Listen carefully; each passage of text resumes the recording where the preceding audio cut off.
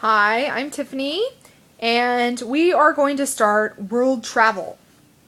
And I am going to do a series on each of the places that I have personally visited in my short lifetime. And today we are going to start with India. I don't have a map for you today, but when I was younger, when I was about 17-year-old, I decided that I wanted to go overseas to get away. Really, that was my primary motivation. I wanted to get away from my parents. But I also just didn't want to do the status quo. I was afraid I wasn't going to get into the colleges that I wanted to do, so going overseas, learning something new seemed like a reasonable option, which my parents actually agreed to under the authority of a specific organization.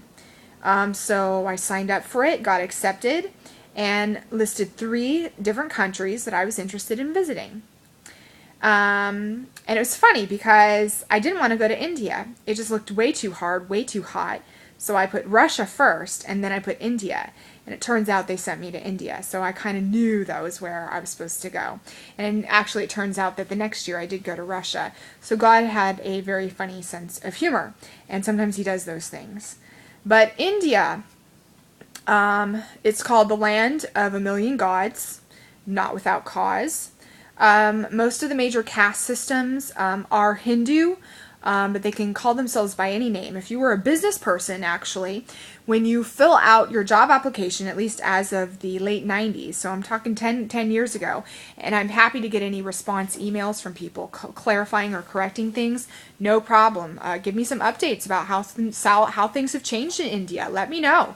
But back then, I remember discussing with some of the elders in a church, and they were describing the way business worked. And when you fill out a job application, you are actually required to, you don't have to, but you're probably not going to get the job if you don't do it. You have to fill out your religious affiliation.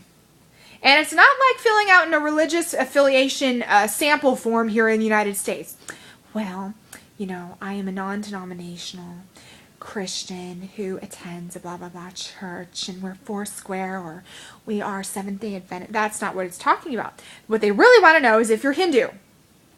So if you're Christian and you're not Hindu, some people who are Christian still will put Christian Hindu because of being afraid they will not get the job because they are Christians, not Hindu. This is real. This is per the horse's mouth. But anyways, so when we went to India, the group that I went with, a lovely group from an organization in Texas, we went for about 3.5 weeks, and there was a medical team, a dental team, and a few other teams sent to Calcutta to work with Mother Teresa's Sisters of Charity or Sisters of such and such. And then groups like me that went into villages and did dramas and prayed for people and talked with people, so on and so forth.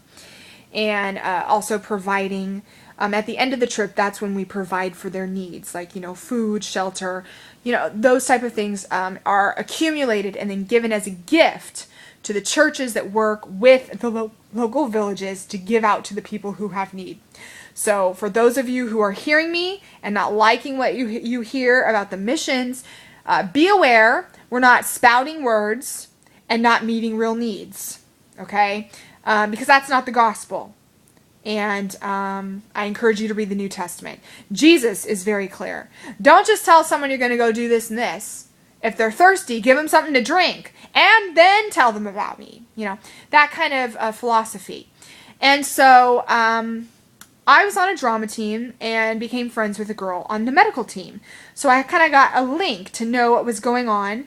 And that's where I got the real deal, was listening to my friends' stories of the Sisters of Charity in Calcutta.